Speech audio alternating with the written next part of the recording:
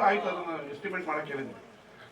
ಇಷ್ಟು ನಿಮ್ಮ ಊರು ಹುಟ್ಟಿದ, ಈಗ ಹೇಳಿದ್ರು ಶಂಕರೇಗೌಡರು ಈ ಊರನ್ನ ಇಲ್ಲಿ ಅಧಿಕಾರ ಮಾಡಿದವರು, ಅವರ ಹೆಸರಿಟ್ಟಿದೀವಿ, ಅವ್ರ ರಸ್ತೆಯನ್ನ 100 ವರ್ಷ ಆದ್ಮೇಲೆ ಮಾಡ್ಕೊಡ್ಬೇಕು ಅಂದ್ರು.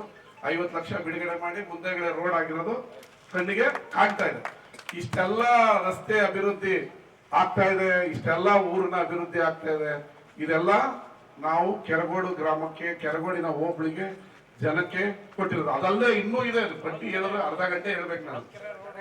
ಆಲ್ಕೆರೆ ನೀವೆಲ್ಲ ವೀರಭದ್ರೇಶ್ವರ ಸ್ವಾಮಿಯ ಮನೆ, ನಿಮ್ಮ ಮನೆ ದೇವರು. ನಿಮ್ದು 25 ವರ್ಷಕ್ಕೆ ಒಂದ್ಸರಿ ದೇವ್ರಿಗೆ ಹಬ್ಬ ಬರೋದು. ಈ ಹಬ್ಬ ನಾವು 25 ವರ್ಷಕ್ಕೆ ಮುಂಚೆ ನೋಡಿಲ್ಲ, ಕೆಲವ್ರು ನೋಡಿರ್ಬೋದು. ಈ ಬಾರಿ ಎಲ್ಲ ಅದ್ದೂರಿಯಾಗಿ ನಡಿಬೇಕು ಅಂತೇಳಿ ನಮ್ಮ ಕಾರ್ಯಕರ್ತರು, ದೇವಸ್ಥಾನ ಸಮಿತಿಯವರು, ನಮ್ಮ ಎಲ್ಲ ಇಲ್ಲಿದ್ದವ್ರು ಇದ್ರು. 3 ಕೋಟಿ ರೂಪಾಯಿ ಖರ್ಚು ಮಾಡಿದ್ವಿ. ಕಿಲಾರ ಮತ್ತೆ ಆಲ್ಕೆರೆ ರಸ್ತೆ ಮಾಡಿದ್ವಿ. ಆಲ್ಕೆರೆ ಒಳಗಡೆ 2 ಕೋಟಿ ರೂಪಾಯಿಲಿ ಕೆಲಸ ಮಾಡಿದ್ವಿ. ದೇವಸ್ಥಾನವನ್ನ ಒಂದು ಕಿಂಚಿತ್ತು ಪ್ರಾಬ್ಲಮ್ ಬರದೆ ಇತಿಹಾಸದಲ್ಲಿ ಈಗಿನ ಜನರೇಷನ್ ನೀವೆಲ್ಲ ನೋಡುವಂತ ಹಬ್ಬ ಮಾಡಿದ್ವಿ. ವೀರಭದ್ರೇಶ್ವರ ಆಶೀರ್ವಾದ ನಮ್ಮೆಲ್ಲರ ಮೇಲೂ ಇರಲಿ. ಅದು ಇತಿಹಾಸವನ್ನ ಸೃಷ್ಟಿಸಿತು. ಇನ್ನ ಈಚಕೆರೆ ಮತ್ತೆ ಡನಾಯ್ಪುರ ರಸ್ತೆ 5 ಕೋಟಿ ರೂಪಾಯಿ ಕೆಲಸ ಮುಗಿದಿದೆ. ಈ ಯಾರು ಚಾಮಲಾಪುರ ಕಿಲಾರ ರಸ್ತೆ ಟೆಂಡರ್ ತಗೊಂಡವರು, ಅದನ್ನು ಅವರೇ ಟೆಂಡರ್ ತಗೊಂಡವ್ರೆ. ನಾನು ಹೇಳಕ್ಕಾಗಲ್ಲ, ರಾಜಕಾರಣ.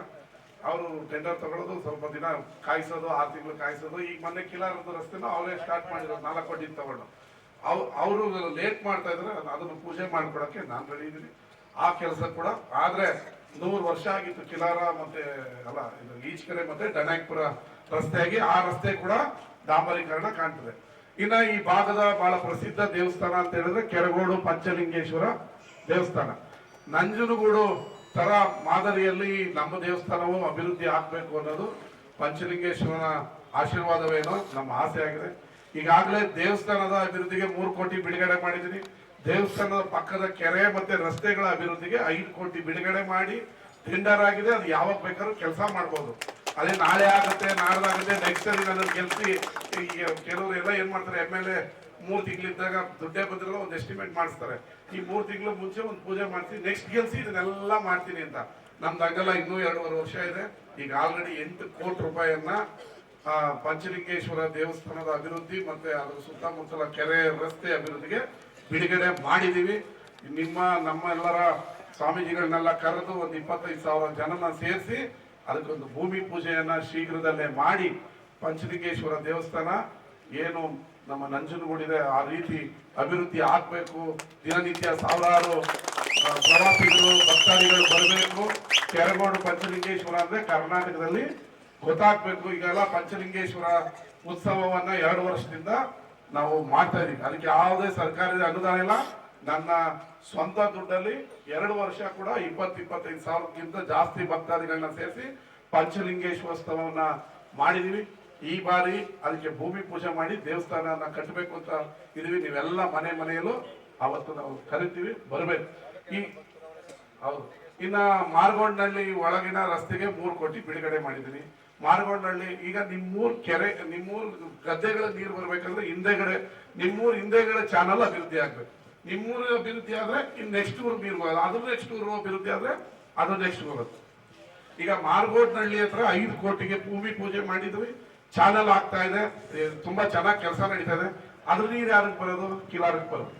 ನಿಮ್ಮ ಊರಿಗೆ ನೀರು ಸರಾಗವಾಗಿ ಹರಿಬೇಕಾದ್ರೆ ಮಾರ್ಗೋಡ್ನಹಳ್ಳಿ, ಶಿವಾರ ಅಲ್ಲಿ ಮತ್ತೆ ಈ ಕಡೆ ಇನ್ನೊಂದು ಯಾವುದು ದೊಡ್ಡ ಬಾಣಸ್ವಾಡಿ ಅಲ್ಲ, ವನಾಯಕ್ನಹಳ್ಳಿ ಮತ್ತೆ ಮಲ್ಲಿಂಗದೊಡ್ಡಿ, ನಲ್ಲಹಳ್ಳಿ, ಅಲ್ಲೂ ಕೂಡ 5 ಕೋಟಿಯಲ್ಲಿ ಒಟ್ಟು ಕಾವೇರಿ ನಿಗಮದಿಂದ ಇಲ್ಲಿವರೆಗೆ 280 ಕೋಟಿ ರೂಪಾಯಿಯನ್ನ ನಮ್ಮ DCM ಅವರು ಬಿಡುಗಡೆ ಮಾಡಿದ್ದಾರೆ. ಅದು ಅಭಿವೃದ್ಧಿ ಆಗ್ತಾ ಇದೆ. ಇದಿಷ್ಟು ಕೂಡ ಈಗ ತಿರ್ಗಾ 100 ಕೋಟಿ ರೂಪಾಯಿಯನ್ನ ಕೊಟ್ಟಿದ್ದಾರೆ. ಇನ್ನೊಂದು ವಾರದಲ್ಲಿ ಅದು ಕ್ಯಾಬಿನೆಟ್ ಹೋಗಿ ಬಂದ್ರೆ ನಿಮ್ ಭಾಗದ ಎಲ್ಲ ಚಾನಲ್ಗಳು ಅಭಿವೃದ್ಧಿ ಆಗುತ್ತೆ. ರವಿಕುಮಾರ್ ಇರ್ತಾರ ಇರಲ್ವಾ? ನೀವು ಸುಖವಾಗಿ 100 ವರ್ಷ ನಿಮ್ಮ ಗದ್ದೆಗಳಿಗೆ ಸರಾಗವಾಗಿ ಕಾವೇರಿ ನೀರು ಹರಿದು ದತ್ತ ಬೆಳೆದು ಅನ್ನ ಉಣ್ಣುವಂತ ಪುಣ್ಯದ ಕೆಲಸವನ್ನ ನಮ್ಮ ಸರ್ಕಾರ ನನ್ನ ನೇತೃತ್ವದಲ್ಲಿ ಈಗ ಆಗ್ತಾ ಇದೆ.